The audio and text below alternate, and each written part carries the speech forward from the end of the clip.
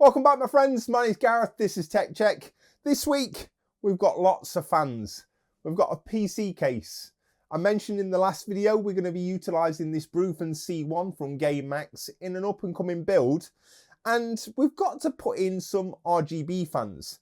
Which one do we use? Well, there's lots and lots of choices, depending on budget. Are they going as a case fan? Are they going on an all-in-one? What do you need them to do? And essentially, what do you want them to look like? So I'm going to be utilising and checking out this fan here from Gamemax. It's called the Razor Extreme. We're going to unbox it, we're going to test it out, and then we're going to give you that seal of approval. Are they actually worth it? Stick with me. So as we mentioned, guys, I'm looking for two RGB fans that can be connected to the top of this C1 Brufen from Gamemax. And I thought, what better? Stick with Gamemax. They've got some ARGB fans. Let's go and buy some of them. So this is where I bought this Razor Extreme. I got two of these, primarily because they were RGB. Second of all, because on this Brufen case, it's got an included ARGB fan controller in it already. And I thought, do you know what? For ease of use, the customer can either press the button on the front to change all the lighting. If not, these fans also come with a 5-volt addressable header that can be connected to the fan hub itself. If not, we ain't got enough connections, we can also run a splitter direct to another 5-volt header on the motherboard. So all in all, I thought absolute bargain here. These were around £12, I think, £12–13. I'll leave a link down in the description below. But I mainly picked them up for the simple reason they were RGB. They were dual ring fans, so regardless of whether you had them set as an intake or an exhaust, you were going to see RGB. And they were going to sync up nicely with the rest of the Gamemax case itself. So let's take it out. Let's have a quick look. But before we do that, let's just have a look at the specifications on the back. So this is a 120mm fan. It's rated at 1200 in terms of speed. So not the quickest in terms of speed, guys. Airflow is 60 CFM. That seems pretty high. Now, let's just have a look at this Unifan from Leon Lee. So in terms of the Unifan, it says it can move 58 CFM on the Leon Lee fan. So £30 fan, £12–13 fan, so about 30% of the price. It's saying that this Gamemax one can move more volume of air than what this Leon Lee one can. So that's interesting. In terms of the actual bearing type, it's a hydro bearing. In terms of noise level, the Leon Lee says it's 31 decibels, whereas the Razor one says it's 26. So not only is it going to be quieter, but it's going to move more air than a fan that's nearly 3 times its cost. So that's interesting. So what we'll do is we'll get it out, we'll have a look at the connectors, and we'll get it hooked up to this fan hub and we'll test it out. So here we have it, guys. We've got our fan. We've also got the connections that come off of the particular fan. Let's just take a look at the actual fan itself because, well, it says on the back DC 12 volt, 0.34 amps. I can tell straight away that the plastics used in the construction of this particular fan are nowhere near to the same level, and not only aesthetically as any of these other fans, but yeah, it primarily looks like it's recycled plastic, to be honest. Now, I don't think anybody's going to be caring once it's behind a darkened glass panel and it's got RGB coming out of it. But just things to take in consideration, they aren't the same build quality as any of the fans that you see in front of you. But then again, it's a third of the cost. Good things to see is that we have got some rubber dampeners installed into the fans already. In terms of just giving the fan a spin, this is my OCD kicking in here, but we can see that this particular sticker that should be centered on this fan hub here is nowhere near centered. So yeah, that would drive me crazy. In terms of the fan itself, there is 1, 2, 3, 4, 5, 6, 7, 8, 9, 10 actual blades on this particular fan. That could aid in the additional volume of air that it's going to move. You can see at the back here the 2 cables that are connected to the center hub here are routed down that little channel there, and then they're held in place by this little clip as well. So yeah, overall guys, what you would come to expect from a 12-13 pound fan. Nothing bad or anything like that. It's just in terms of construction, it's not as aesthetically pleasing as what these ones are, but yet again, it's nowhere near the cost.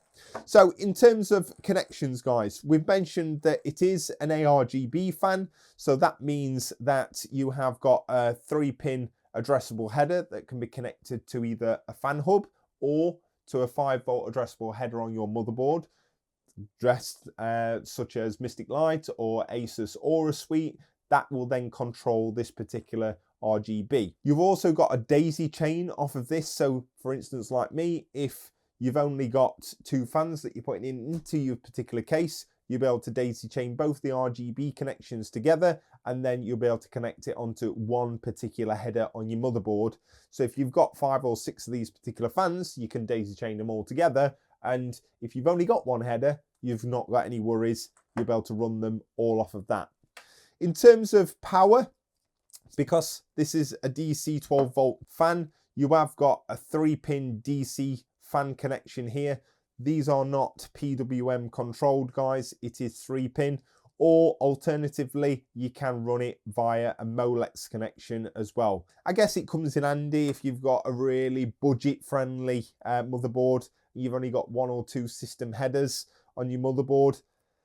Me personally, I'd much prefer to get some splitter cables and then connect them via the DC 3-pin rather than the Molex connection, but it just gives you another option as well.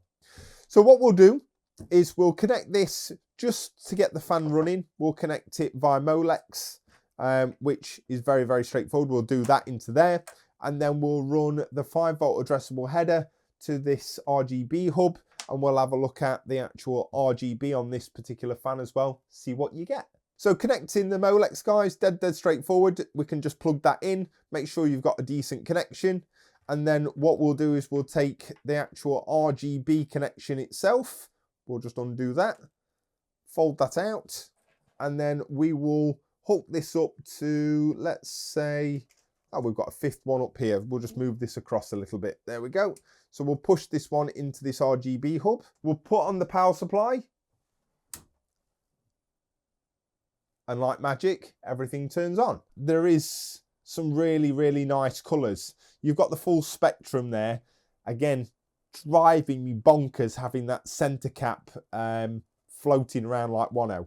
One thing I will say is, it is kicking out quite a bit of air in here, bearing in mind we are connected via this Molex connection, and it's not going very, very quick at all. It's probably going around 600 in terms of speed, so RPMs in terms of speed. So, but you are getting quite a lot of air that's coming through there, which is really, really good. Here we go. So we can cycle through some of these RGB options here.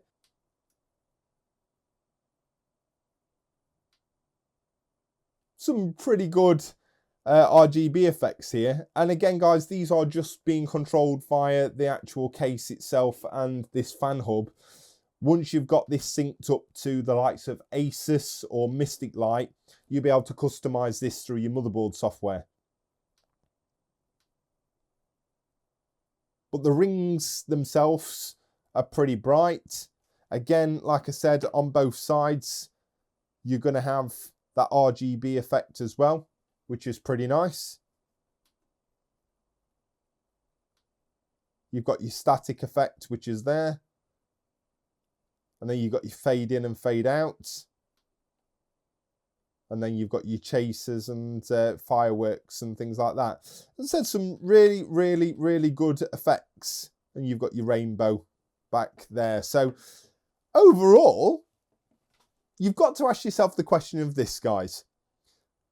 3 of these fans are going to cost you the best part of around £100. 3 of these fans are going to cost you the best part of £40 to £45. And you could deck out 6 fans in here for the best price of 4 of these fans or 3 of these fans in here. So all in all, I think for the budget, for £12-13, you're not going to go wrong. If it's RGB you're actually looking for, then you're going to get it, and you're going to get it amply. If it's airflow you're going for, it's not going to be bad at all. The only thing I would say is, how long are they going to last? They don't have PWM control, so that's another thing to take into consideration. But I think one of these kind of fans, guys, if you build in systems that are sub £1,000 and you don't want to be spending £150 on a case and then the same again on fans, then this could be a very, very viable option that gives you all the effects that these kind of fans do. So yeah, I'm quite looking forward to seeing how easy they are to install and what do they look like when they go into the case. And that's a build that's going to be coming up in the next week, guys. So stay tuned for that. And if you're not already subscribed, get subscribed. If you like the video and you want to pick up one of these fans here, I'll leave a link down in the description below. Don't forget to leave a like on the video.